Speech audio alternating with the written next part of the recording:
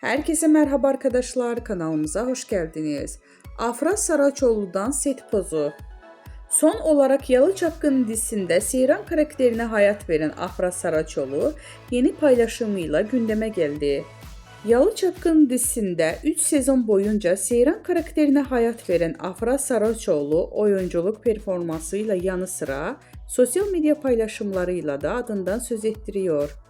Öte yandan dizinin bitmesinin ardından dinleneceğini söyleyen Afra Saraçoğlu imaj değiştirmişti. Koyu renkli saçlarını sarıya boyatan ünlü oyuncu son halini takipçilerinin beğenisine sundu. Bizden bu kadar arkadaşlar. Videoların devamını gelmesini istiyorsanız da kanalımıza abone olmayı unutmayalım. Hoşça kalın.